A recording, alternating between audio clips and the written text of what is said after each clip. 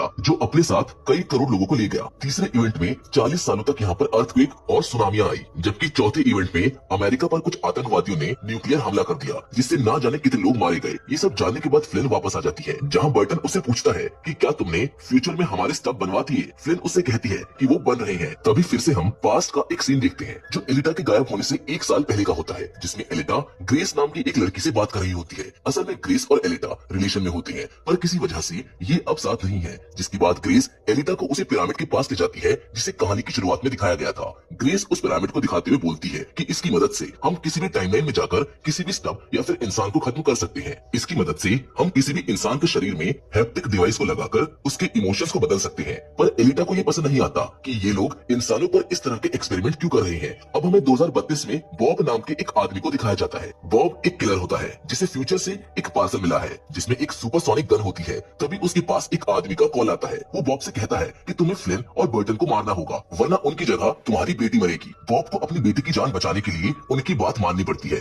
अगले सुबह Burton Flint को हॉस्पिटल लेकर जाता है। वहीं दूसरी तरफ बॉब एक ब्रिज पर अपनी गाड़ी को खराब करने का नाटक करता है क्योंकि थोड़ी देर बाद फ्लिन और बर्टन इसी ब्रिज से आने वाली थी, पर उनसे पहले फ्लिन की दोस्त एन वहाँ पर आ जाती है। वो बॉब की कार को देखकर उसे अपनी कार में कहीं छोड़ने को कहती है। इतने में ही फ्लिन और बर्टन वहाँ पर आ जाते हैं और तभी बॉब उन पर हमला कर देता है। डिफेंस में बर्टन भी उस पर गोली चलाता है लेकिन वो बच जाता है, पर तभी पीछे से एन फ्लिन को बचाने के लिए बॉब को शॉटगन से उड़ा देती है, जिसके बाद वो उसको टॉमी के हवाले कर देते हैं। घर वापस जाकर फ्लिन वापस फ्यूचर में जाती है। वो विल्फ से मिलकर कहती है कि ये कौन है जो बार बार मुझ पर और मेरी फैमिली पर हमला करवा रहा है, जिस पर फ्लिन उसको बताता है कि ये आरआई कंपनी की हेड चेरिस है। फ्लिन विल्फ से कहती है कि हमें उससे एक मीटिंग करनी होगी। वो चेरिस से मिलने अकेले ही जाती है। फ्लिन चेरिस से मिलकर उसको कहती है कि तुम मेरे और मेरी फैमिली के पीछे क्यों पड़ी हो, जिस पर चेरिस उसको कहती है कि अगर तुम मुझे मेरी चुराई हुई चीज दे दोगी तो मैं तुम्हारा पीछा छोड़ दूंगी, जिस पर फ्लिन उसको कहती है कि मेरे पास तुम्हारी कोई चीज नहीं है। ये सुनकर चेरिस उसको बताती है कि फिर तो मुझको तुम्हारी फैमिली और तुम्हें मारना ही पड़ेगा। ये सुनते ही फ्लिन को गुस्सा आ जाता है और वो चेरिस को पटक देती है और बहुत बुरी तरह से मारती है। वो उसे कहती है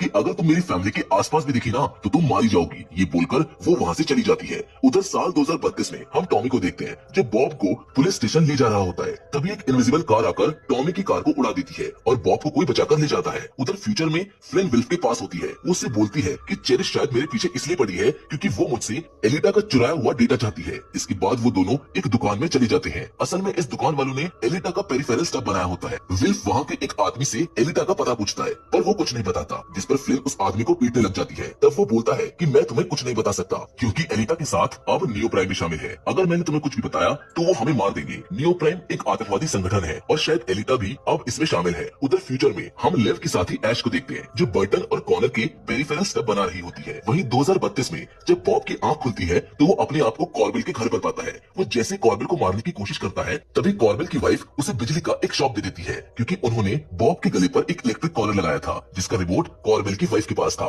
तभी हमें फिर से ऐश को दिखाया जाता है जो फ्लिन के दिमाग को चेक कर रही थी। उसे उसके चेकअप के दौरान उसके दिमाग से एक अलग ही केमिकल मिलता है। ऐश उस केमिकल के बारे में रिसर्च कर रही होती है। तभी उनके घर में मेट्रोपॉलिटन पुलिस की हेड इंस्पेक्टर एंसली लेव से डैनियल के मर्डर केस के बारे में कुछ बात करने आती है, जिस पर लेव बोलता है कि शायद अब मुझे अपना लॉयर बुला लेना चाहिए, जिस पर एंसली उसको कहती है कि मुझे पता है कि डैनियल की मौत में विल्फ का हाथ है, तो अगर तुमने अपना कोई लॉयर यहाँ बुलाया तो मैं इसी वक्त विल्फ को मर्डर केस में जेल में डाल दूंगी। और मैं ये भी जानती हूँ कि इस टाइम इस घर में 3 पेरिफेरल स्टफ मौजूद है। वहीं कॉर्बेल की वाइफ बॉब के घर पर अकेली होती है, जिसका फायदा उठाकर बॉब वहाँ से भाग जाता है। वहीं दूसरी ओर बर्टन अपने दोस्त कॉर्नर के लिए मैकेनिकल लेग्स लाता है, पर कॉर्नर को तो फ्यूचर में जाकर अपने असली पैरों पर चलना था, इसलिए वो इन लेग्स को मना कर देता है। तभी फ्लिन को 2099 से कॉल आता है जिसमें वो कॉर्नर और बर्टन को भी फ्लिन के साथ फ्यूचर में आने को कहते हैं। ये तीनों अपने पेरिफेरल स्टफ में वहाँ पर पहुंच जाते हैं जहाँ पर ऑफिसर एंसली उन्हें अपना इंट्रोडक्शन देती है और उन तीनों को जो नाम की जगह पर ले जाती है जहाँ मेट्रोपॉलिटन पुलिस की ट्रेनिंग हुआ करती थी। एंसली वहाँ अपने हाथ के इशारे से एक बड़ी बिल्डिंग खड़ी कर देती है और अपने असिस्टेंट बीट्राइस को बर्टन और कॉर्नर के साथ ट्रेनिंग के लिए उस बिल्डिंग में भेज देती है, जहाँ बीट्राइस उन्हें कहती है कि तुम्हें यहाँ के सबसे ऊपर के फ्लोर पर जाना है, लेकिन हर फ्लोर पर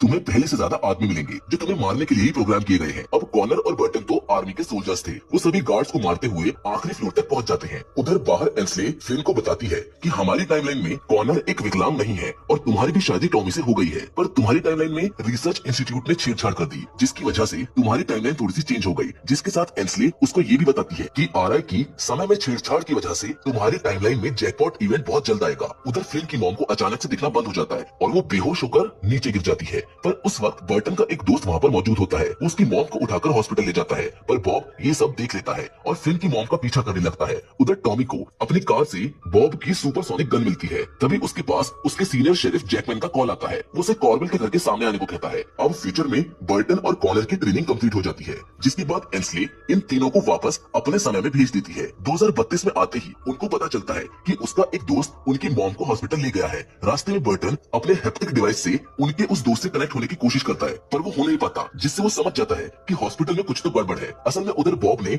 हॉस्पिटल में जाकर बर्टन के दोस्त को मार दिया है और उनकी मॉम को भी बंदी बना लिया है। अब टॉमी भी कॉर्बेल के घर जैकमैन से मिलने पहुंच जाता है। वहाँ पर कॉर्बेल की वाइफ की बॉडी पड़ी थी, जिसे बॉब ने मारा था। जहाँ जैकमैन टॉमी से कहता है कि तुम कॉर्बेल की वाइफ की मौत का इल्जाम फ्लिन और बर्टन पर लगा दो, और अगर तुम ऐसा नहीं करोगे तो मैं ये इल्जाम तुम पर लगा दूंगा। असल में जैकमैन पैसों के लिए कॉर्बेल के लिए काम करता है और उसने ही बॉब को बचाया भी था। जिसके बाद हमें फ्यूचर में एंस्ली को दिखाया जाता है, जिसके पास चेरिस मिलने आती है। वो एंस्ली से कहती है कि एलिटा ने हमारा न्यूरल एडजस्टमेंट का डेटा चुराया है, जिसके पीछे लेव भी लगा है, और अगर वो डेटा लेव के हाथ में लग गया तो बहुत गलत होगा, इसलिए तुम उसे और फ्लिन को मार दो। उधर हॉस्पिटल में बॉब फ्लिन की मॉम से कहता है कि ये सब मैं अपनी बेटी को बचाने के लिए कर रहा हूँ। तभी बाहर बर्टन और फ्लिन भी पहुंच जाते हैं। वो बाहर से ही अपने कैमरे की मदद से दीवारों के आर पार देख लेते हैं, जिससे बर्टन समझ जाता है कि किलर कौन है। वो बाहर से ही उस पर एक गोली चला देता है, जिससे बॉब मारा जाता है। तभी हमें 2032 में ऐश को दिखाया जाता है, जो अपने एक साथी से कोड लैंग्वेज में बात कर रही होती है। वो किसी बैक्टीरिया के बारे में बात कर रहे होते हैं। इनकी बातों से लगता है कि ये लेव के साथ बस अपने किसी मतलब से काम कर रहे हैं। असल में तो इनका प्लान कुछ और ही है, पर लेव इनकी कोड लैंग्वेज समझ जाता है और वो ऐश के साथी को मारने की धमकी देता है कि मुझे अपना प्लान बताओ वरना ये मारा जाएगा। जिस पर ऐश उसको बता ही देती है कि एलिटा ने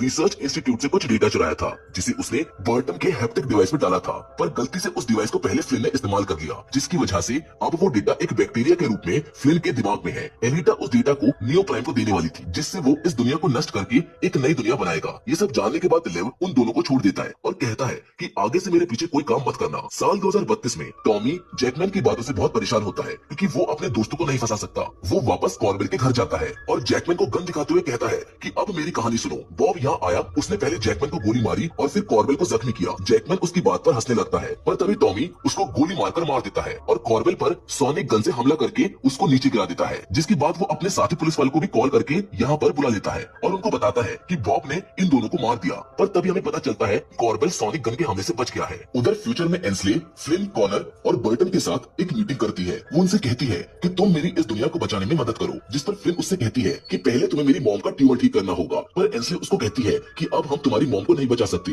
अब बहुत देर हो चुकी है, उनके पास बस 3 हफ्तों का ही टाइम बचा है। ये सुनते ही फ्लिन वापस अपनी मॉम के पास अपने टाइमलाइन में पहुंच जाती है और उनके साथ जितना वक्त हो सके उतना वक्त गुजारने की कोशिश करती है। अब फ्यूचर में ऐश से मिलने चेरिश आती है। ऐश उसको बताती है कि एलिटा का चुराया हुआ सारा डेटा फ्लिन के माइंड में है, यानी अब ऐश भी चेरिस के लिए काम कर रही है। चेरिस उसको बताती है कि वो बहुत जल्द फ्लिन की टाइमलाइन में छेड़छाड़ करके उसकी टाइमलाइन में जैकपॉट इवेंट को जल्दी ले आएगी, जिससे फ्लिन की मौत हो जाएगी। उधर फ्लिन दोबारा से फ्यूचर में विल्फ से मिलने आती है। वो विल्फ से कहती है कि शायद अब हमें एलिटा से मिलना ही पड़ेगा, पर विल्फ उसको कहता है कि हमें नहीं पता कि एलिटा कहाँ पर है। जिस पर फ्लिन अपने हेप्टिक डिवाइस की मदद से विल्फ के दिमाग में जाकर उस जगह का पता लगा लेती है जहाँ विल्फ और एलिटा बचपन में जाया करते थे। वो दोनों उसी जगह पर पहुंच जाते हैं जहाँ एलिटा का बच्ची वाला स्टम मौजूद होता है। एलिटा फ्लिन से यहाँ से जाने को कहती है और खुद विल्फ को अपने साथ अकेले में कुछ बात करने के लिए ले जाती है। वो उससे कहती है कि क्या तुम्हें ये जगह याद है, पर विल्फ को वो जगह याद ही नहीं होती है। तभी वहाँ पर बड़ी एलिटा आ जाती है जो विल्फ को बताती है कि हम दोनों के सर में एक इम्प्लांट लगाया गया था, जिससे हमारी यादें मिटा दी गई थी, पर जैसे ही मैंने वो इम्प्लांट अपने दिमाग से हटाया मुझे सब कुछ याद आ गया कि कैसे क्लेप और लेव ने मिलकर